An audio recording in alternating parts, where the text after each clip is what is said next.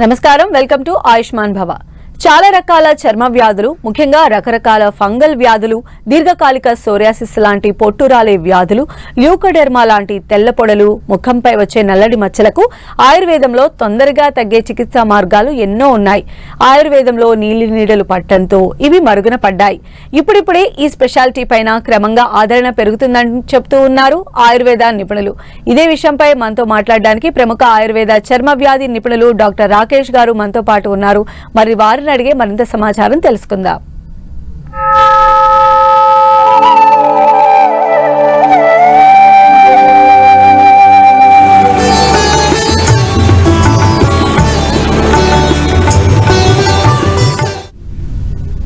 నమస్కారం అండి రాకేష్ గారు. అంటే ఈ రోజు మనం మాట్లాడుకునే ఈ సోరియాసిస్ ప్రాబ్లం ఏదైతే ఉందో ఏంటంటే చాలా మంది నలుగురిలో తిరగటానికి కూడా ఇబ్బంది పడతారు. అదేవిధంగా ఆ వ్యాధితో వాళ్ళు ప్రతి సెకండ్ కూడా నరకం అనుభవిస్తున్నటువంటి వాళ్ళు చాలా మంది ఉంటారు. మెయిన్ గా అసలు ఫస్ట్ ఎక్స్ప్లెయిన్ చేయండి, వాట్ ఈస్ సోరియాసిస్? నమస్కారం మేడం. చర్మవ్యాధులు అనేది చాలా రకాలుగా ఉంటాయి మేడం. దాంట్లో ఫంగల్, వైరల్, బ్యాక్టీరియల్ ఇన్ఫెక్షన్స్ అనేది చాలా రకాలుగా ఉంటాయి. వీటన్నిటికీ మనము ఏదైతే కాజ్ ఉంటుందో వాటి బట్టి మనం ట్రీట్మెంట్ అనేది చేస్తుంటాం. కానీ సోరియాసిస్ అనేది మెయిన్ ఒక దీర్ఘకాలికంగా వేధించే ఆటో ఇమ్యూన్ డిజార్డర్ అంటారు. ఇది మెయిన్ అనేది మనకు మానసిక ఒత్తిడి కానీ, కెమికల్స్లో వర్క్ చేయడం కానీ, ఎక్కువ స్ట్రెస్ ఉన్న వాళ్ళకి ఎక్కువగా వస్తుంటుంది. వాతావరణం పొడిగా ఉన్నప్పుడు ఆహార విహారం సరిగా లేకపోవడము, నిద్ర సరిగా లేకపోవడము, వాటి ద్వారా ఈ వ్యాధి అనేది వ్యాపిస్తుంది ఉంటుంది. అయితే మెయిన్ సోరియాసిస్ లక్షణాలు ఎలా ఉంటాయండి ఇనిషియల్ స్టేజ్లో?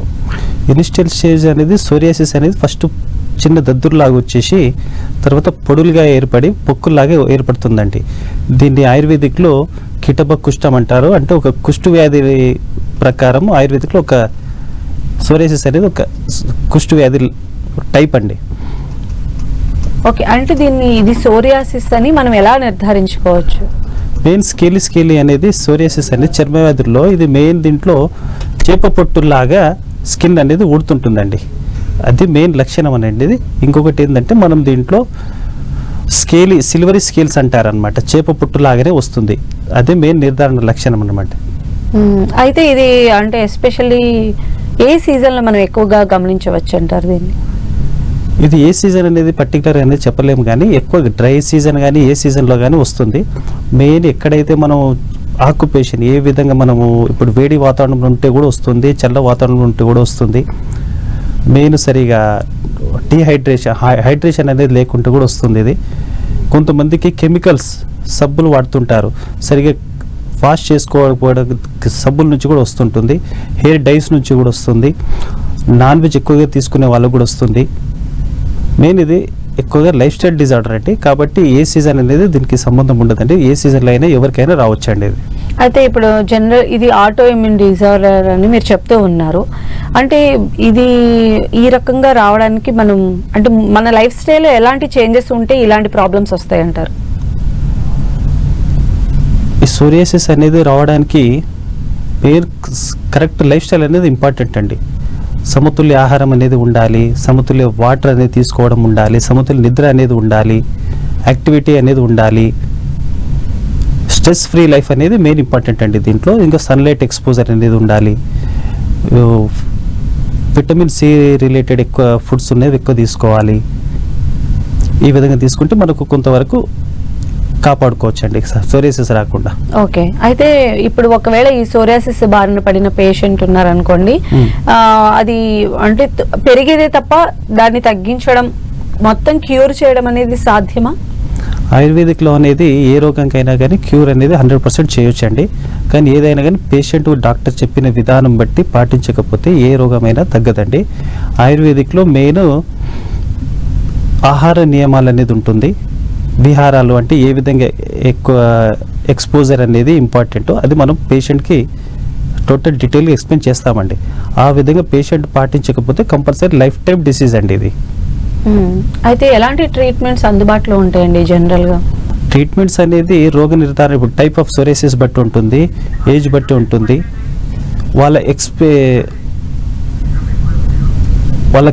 క్రానిసిటీ బట్టి ఉంటుందండి. మెయిన్ సోరియాసిస్ అనేది ఇప్పుడు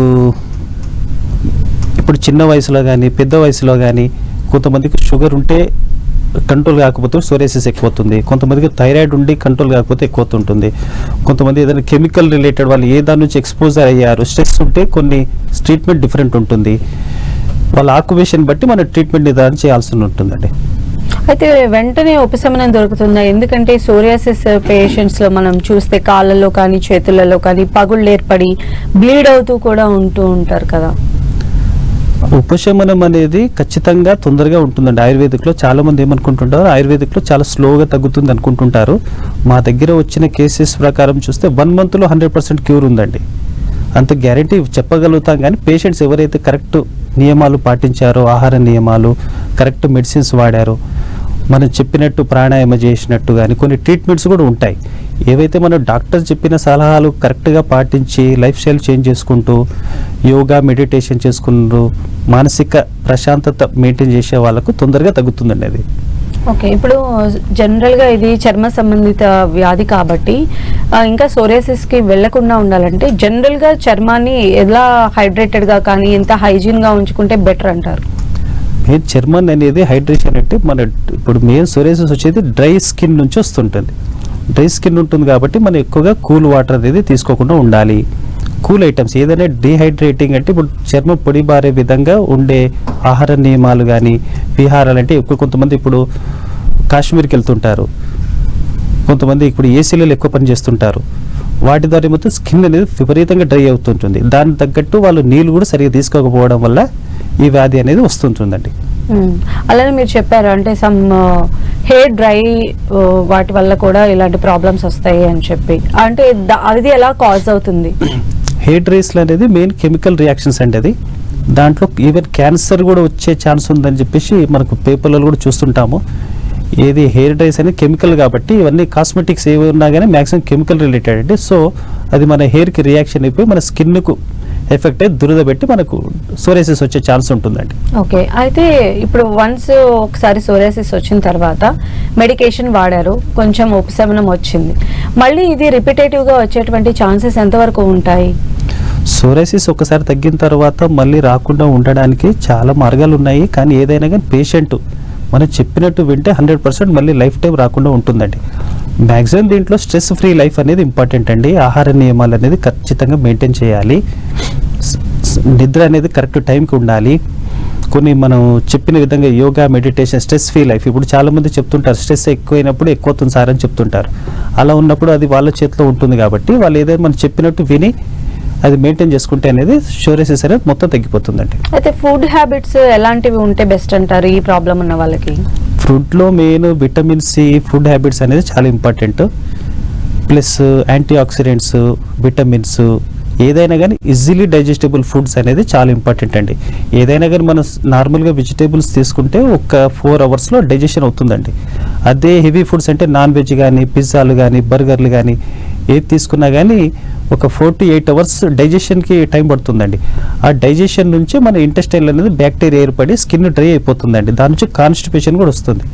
కాన్స్టిపేషన్ ద్వారా ఈ స్కిన్ డిసీజ్ అనేది తొందరగా వస్తుందండి. కాబట్టి కాన్స్టిపేషన్ లేకుండా ఈజీలీ డైజెస్టబుల్ ఫుడ్ తీసుకొని ఫిజికల్ యాక్టివిటీ ఉండాలి, సన్లైట్ ఎక్స్పోజర్ మెయింటైన్ చేసుకుంటూ స్ట్రెస్ ఫ్రీ లైఫ్ ఉంటే తొందరగా తగ్గిపోతుందండి. అయితే అంటే ఈ ప్రాబ్లమ్ని ఫేస్ చేస్తున్నటువంటి వాళ్ళు వంకాయ కానీ గోంగూర కానీ సమ్ ఫిష్ ఇలాంటివి మసాలా ఫుడ్స్ ఇలాంటివి తీసుకోవడం ఎంతవరకు కరెక్ట్ అంటారు? ఫుడ్స్లో మా ఆయుర్వేదిక్లో ఇంకంపాటిబుల్ ఫుడ్స్ అంటారు, అంటే విరుద్ధ ఆహారము అంటారండి. విరుద్ధ ఆహారము అంటే ఇప్పుడు మనం చేపలు తిన్నప్పుడు పాల ఐటమ్స్ తీసుకోకపోవడం, తీసుకున్నప్పుడు ఈ వ్యాధి అనేది తొందరగా వస్తుంది. యాక్చువల్లీ అలోపతిలో ఈ రోగానికి కారణం అనేది లేదు కాబట్టి వాళ్ళు స్టెరాయిడ్స్ ఇస్తుంటారు. మా ఆయుర్వేదిక్లో ఏంటంటే ఒక ఖచ్చిత కారణాలు ఉన్నాయి.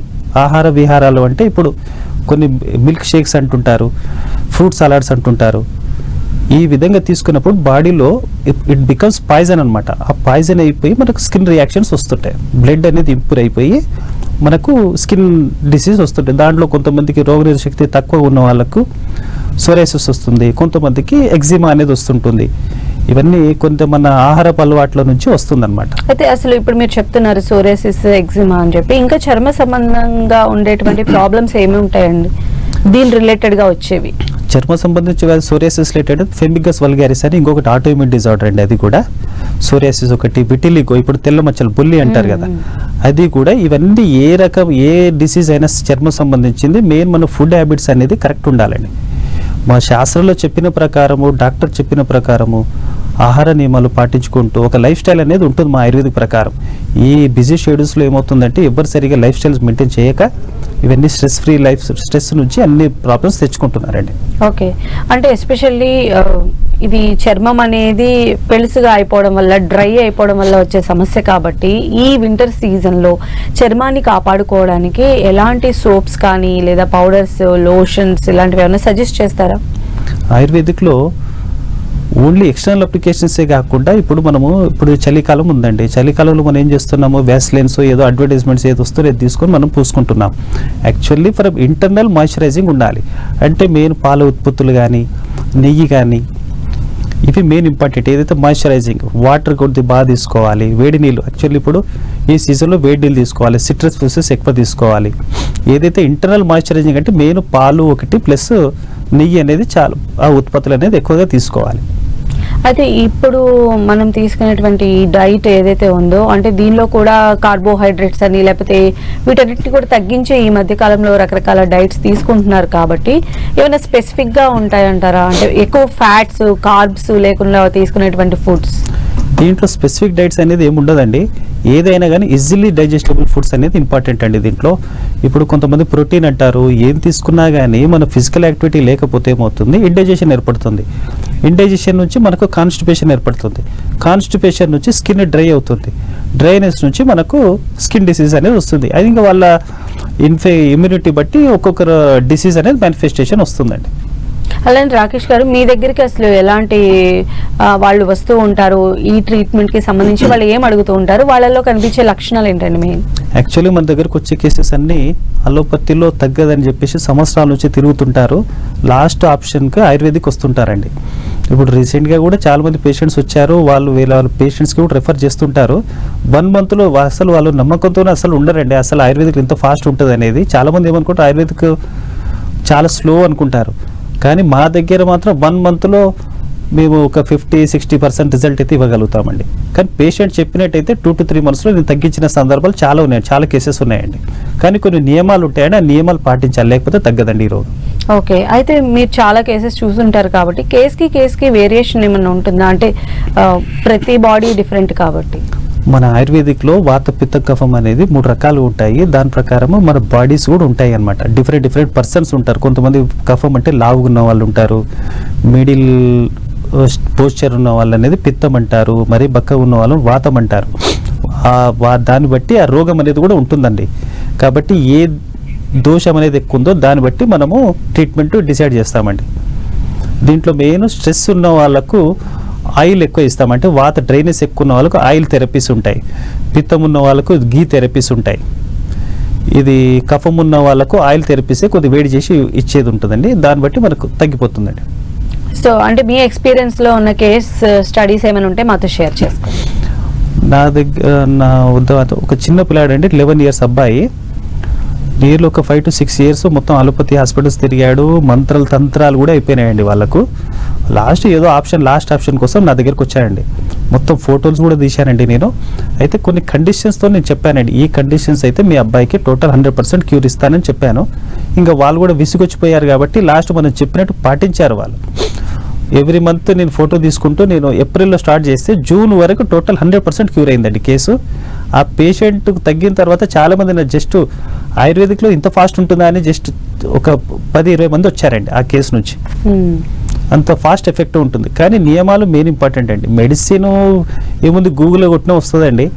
ఏదైనా కానీ చెప్పింది వినాలి, పాటించాలి, then everything is possible. Okay, అయితే ఇంకా అంటే ఇప్పుడు చిన్నపిల్లల కేసులో మీరు చెప్పారు, ఇలానే పెద్దవాళ్ళ విషయంలో ఏదైనా అయినటువంటి కేసు స్టడీ ఉందా? పెద్దవాళ్ళు, చిన్నవాళ్ళు అందరూ వస్తుంటారండి మా దగ్గర. కొంతమంది 10-20 years నుంచి సఫర్ అయ్యే కేసెస్ కూడా మా దగ్గర 1 to 3 monthsలో మొత్తం తగ్గిన వాళ్ళు ఉన్నారండి. విత్ ఎవిడెన్స్ బేస్ ఆయుర్వేద మా దాంట్లో ఉందండి. ఏదో చెప్పడము కాదు, ప్రూఫ్స్ కూడా ఉన్నాయి, విత్ ఫొటోస్తో సహా ఉన్నాయండి. ఓకే, జనరల్ గా ఈ సోరియాసిస్ అనేది ఏ ప్లేసుల్లో వస్తూ ఉంటుందండి? ఒక్కొక్క ప్లేస్ కి ఒక్కొక్క పేరేమన్నా ఉంటుంది? సోరియాసిస్లో అనేది రకరకాలుగా ఉంటుందండి. కొంతమందికి తల మీద వస్తే స్కాల్పిక్ సోరియాసిస్ అంటారు, కొంతమంది కాళ్ళలో వస్తే పామర్ సోరియాసిస్ అంటారు, కొంతమంది టోటల్ బాడీ వస్తుంటుంది. అంటే దాంట్లో కూడా రకరకాల ఎరిథ్మా సోరియాసిస్ అంటారు, పుస్టులార్ సోరియాసిస్ అంటారు, గట్టే సోరియాసిస్ అంటారు. ఇంకా లక్షణాలు బట్టి దాన్ని బట్టి మనం నిర్ధారణ చేసుకొని దాన్ని బట్టి ట్రీట్మెంట్ ఇస్తుంటామండి.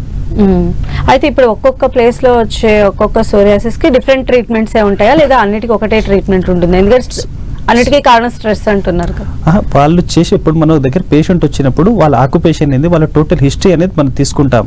కొంతమందికి ఫ్యామిలీ హిస్టరీ ఉంటుంది, కొంతమందికి స్ట్రెస్ హిస్టరీ ఉంటుంది, కొంతమందికి కాన్స్టిపేషన్ హిస్టరీ ఉంటుంది, కొంతమందికి థైరాయిడ్ హిస్టరీ ఉంటుంది. వాళ్ళ first what is the cause అనేది రోగ నిర్ధారణ చేసిన తర్వాత దాన్ని బట్టి ట్రీట్మెంట్ అనేది ఉంటుందండి. అయితే పంచకర్మ ట్రీట్మెంట్స్ ప్రభావం ఈ సమస్య పైన ఎలా ఉంటుంది?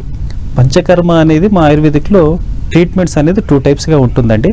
పంచకర్మ అనేది 5 రకాలుగా ఉంటుంది. అదేంటంటే బాడీని ప్యూరిఫికేషన్ చేసే విధానం అన్నమాట పంచకర్మ అనేది.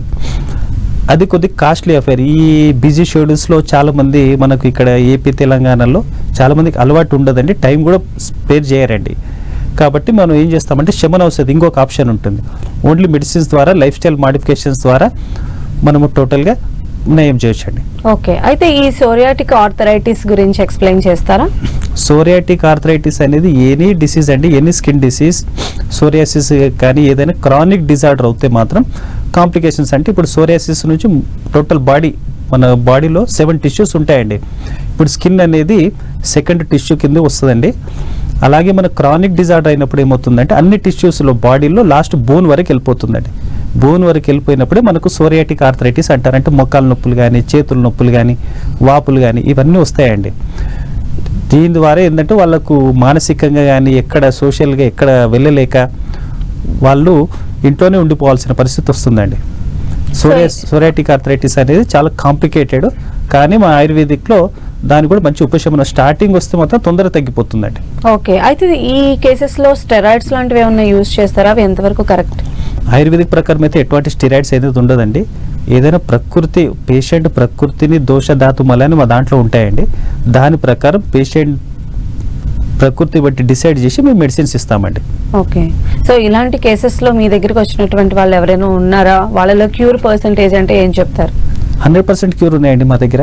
నేను ఏంటంటే లైవ్లో కూడా ఉన్నారు పేషెంట్స్, మాట్లాడమంటే కూడా చెప్పేస్తారు మాకు, లైవ్ ఎగ్జాంపుల్స్తో సహా చెప్పేస్తారండి మాకు. కానీ చాలా మంచి రిజల్ట్స్ ఉన్నాయండి ఆయుర్వేదిక్లో. చాలామంది తక్కువ అంచనా వేస్తారు, కానీ ఒక్కసారి ఆయుర్వేదిక్ వాడితే వాళ్ళకి తెలుస్తుందండి ఆయుర్వేదిక్ ఏందనేది.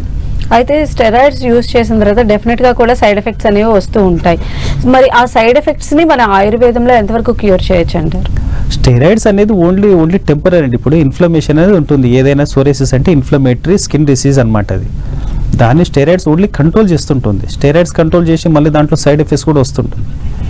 కాబట్టి మనం ఏం చేస్తామంటే ఆ స్టెరాయిడ్స్ ఆపేసి మన ఆయుర్వేదిక్ మెడిసిన్స్ ఇచ్చుకుంటూ లైఫ్ స్టైల్ మాడిఫికేషన్ చేసుకుంటూ చక్కటి పరిష్కారం ఇస్తామండి.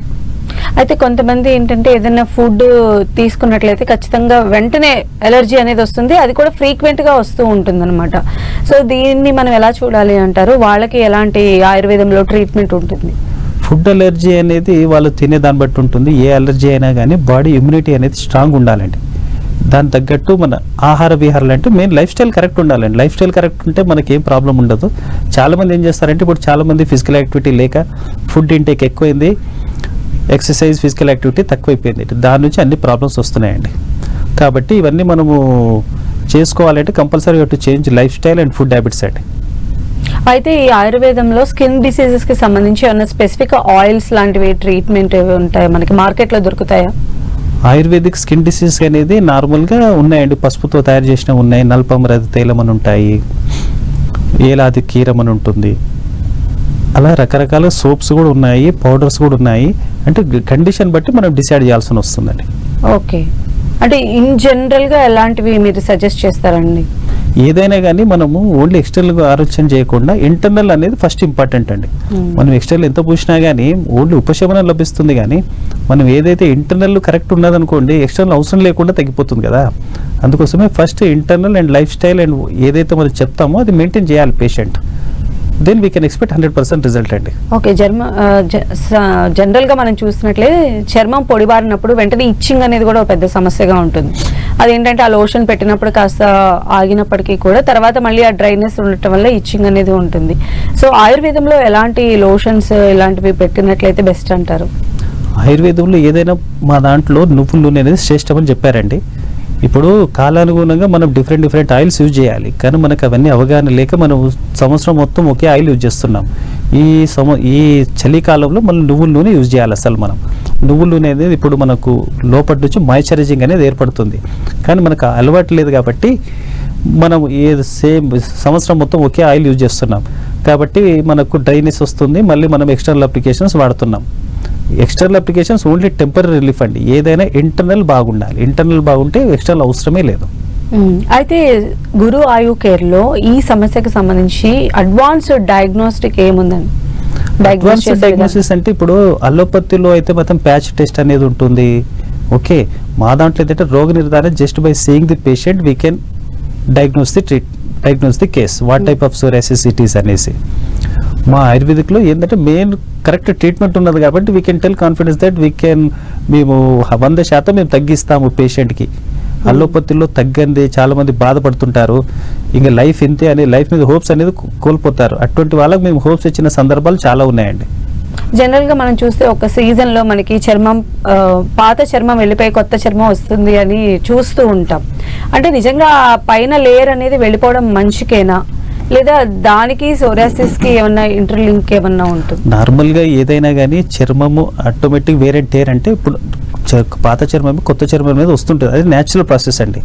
ఈ సోరియాసిస్లో ఏమవుతుందంటే ఆటోఇమ్యూన్ డిజార్డర్ కాబట్టి బ్లడ్ సర్క్యులేషన్ ఎక్కువ అవుతుంది. మన ఇమ్యూనిటీ సిస్టంలో టీ సెల్స్ అనేది ఉంటాయి, అవి మన మంచి సెల్స్ మీద యాక్ట్ చేస్తాం. దాని నుంచి చర్మం అనేది ఎక్కువ ప్రొడక్షన్ అవుతుంది, దాని నుంచి మనకు పొలుసులాగా వచ్చేసి వెళ్ళిపోతుంటుందండి. అయితే సోరియాసిస్ లో మనం చూస్తామండి చాలా సీవియర్ పేషెంట్స్ చూస్తాం మనం. మొత్తం అంతా ఇది స్ప్రెడ్ అయిపోయి బ్లీడ్ కూడా అయ్యేటువంటి పరిస్థితి కనిపిస్తుంది, ఈవెన్ అరికాళ్ళలో అరిచేతుల్లో అయినా. అంటే వీళ్ళకి ట్రీట్మెంట్ అనేది ఎలా ఉంటుందండి? అంటే రావటమే కొంచెం స్ట్రాంగ్ డోసెస్ లాగా వెళ్ళిపోయి వాళ్ళ పెయిన్ని మెయిన్ ఆ బ్లీడ్ని అవన్నీ తగ్గించడానికి ఎలా ఉంటుంది? సెపరేట్ ట్రీట్మెంట్ మెథడే ఉంటుందా? ట్రీట్మెంట్ మెథడ్ అనేది ఇప్పుడు నా దగ్గర వచ్చిన కేసెస్ అయితే ఫ్రమ్ టాప్ టు బాటమ్ ఉన్నాయండి. From head to toe A part కూడా వదలలేదండి, టోటల్ బాడీ ఉన్నదండి సోరియాసిస్. ఏదైనా కానీ దాంట్లో డ్రైనెస్ ఎక్కువ ఉందా, ఊజింగ్ ఎక్కువ ఉందా, దాన్ని బట్టి రోగ నిర్ధారణ చేసి ట్రీట్మెంట్ అనేది డిసైడ్ చేయాల్సిన పరిస్థితి వస్తుందండి. ఓకే, జనరల్ గా కాళ్ళల్లో పగుళ్ళు అవి మనం చూస్తూ ఉంటాం కదా, చేతిలో కూడా పగిలి బ్లడ్ వస్తూ ఉంటుంది కొంతమందికి సాధారణంగా. అసలు అది ఎందుకు వస్తుంది అంటారు? దానికి ఏమైనా ట్రీట్మెంట్స్ ఉంటాయి? నార్మల్ గా అది వాషర్మెన్ ఫుట్ అంటారండి. ఎక్కువ నీళ్ళలో ఎక్కువసేపు ఉండడం వల్ల, దాన్ని సరిగా తూడ్చుకోవడం వల్ల. ఇప్పుడు నార్మల్గా అది వాషర్మెన్ ఫుట్ అంటే మెయిన్ వాళ్ళతోనే వస్తుంది కదా, కెమికల్స్ ఎక్కువ యూజ్ చేస్తున్నారు ఈ కాలంలో బట్టలు ఉతకడానికి. అది టోటల్ మన స్కిన్కు అటాచ్ అయిపోయి అదే విధంగా అది లాంగ్ రన్లో సోరియాసిస్ కానీ క్యాన్సర్ కూడా వచ్చే ఛాన్సెస్, స్కిన్ క్యాన్సర్ కూడా వచ్చే ఛాన్సెస్ ఉన్నాయండి. అయితే ఈ ఫంగల్ డిసీజెస్ కి సోరియాసిస్ కి ఉన్న మేజర్ డిఫరెన్స్ అంటే ఏం చెప్తారు? సోరియాసిస్ అనేది మెయిన్ స్ట్రెస్ తగ్గితే ఆటోమేటిక్ కొంతమందికి సోరియాసిస్ తగ్గిపోతుందండి. ఫంగల్ అనేది ఇట్ ఈస్ ఎ స్ప్రెడబుల్ డిసీజ్, అంటే ఒకరి నుంచి ఒకరికి వస్తుంది. సోరియాసిస్ అనేది ఒకరి నుంచి ఒకరికి రాదండి. It is not a infectious disease, ఇది ఓన్లీ ఆటోఇమ్యూన్ డిజార్డర్, అంటే మన బాడీ లోపల ఇమ్యూనిటీ తగ్గినప్పుడు వస్తుందండి. ఓకే, అయితే ఇప్పుడు ఈ ఫంగల్ ఇన్ఫెక్షన్స్ కి ఆయుర్వేదంలో ఎలాంటి క్యూర్ ఉంది, ఎస్పెషల్లీ ఇన్ గురు ఆయుర్వేద? గురు ఆయుర్వేదిక్లో ఫంగల్ ఇన్ఫెక్షన్స్ కానీ సోరియాసిస్ కానీ కండిషన్స్ ఏదైనా ఉంటుందండి. కండిషన్స్ ప్రకారం పేషెంట్ చెప్పినటువంటి 100% క్యూర్ ఉందండి. అయితే తలలో చాలా మందికి కూడా అంటే డాండ్రఫ్ లాగా స్టార్ట్ అవుతుంది, అది సోరియాసిస్ లాగా భయపడుతూ ఉంటారు, ఎందుకంటే అది కూడా ఇలా పెళుసులుగా వచ్చేయడము అలా ఉంటుంది. మేజర్ ఈ రెండింటిని ఎలా చూస్తారు? అంటే తలలో వచ్చేటువంటి సోరియాసిస్ ఎంతవరకు క్యూరబుల్, దాన్ని ఎలా ఐడెంటిఫై చేయాలి? డాండ్రఫ్ సోరియాసిస్ అని చాలా మంది మా దగ్గర డాండ్రఫ్ అని చెప్పేసి వస్తుంటారండి, కానీ అది చూసిన తర్వాత అదే డాండ్రఫ్ అని చెప్పేసి అక్కడిక్కడ ట్రీట్మెంట్లు తీసుకుంటుంటారు, కానీ అది కరెక్ట్ డయాగ్నోసిస్ కాక సమ్ ఇయర్స్ టుగెదర్ చూపిస్తుంటారు వాళ్ళు. లాస్ట్ మా దగ్గరికి వచ్చినప్పుడు మీరు రోగ నిర్ధారణ చేసినప్పుడు అది సిబరిక్ డెర్మటైటిస్ కాకుండా స్కాల్ప్ సోరియాసిస్ అని మాకు తెలుస్తుంది. దాన్ని బట్టి మనం కొన్ని ఆయిల్స్, ఇంటర్నల్ మెడిసిన్స్, కొన్ని లైఫ్ స్టైల్ మాడిఫికేషన్ చేస్తే మొత్తం తగ్గిపోతుందండి. Right, thank you so much అండి రాకేష్ గారు. థ్యాంక్స్ అండి. ఇది ఇవాల్టి ఆయుష్మాన్ భవ. చూస్తూనే ఉండండి 10 TV.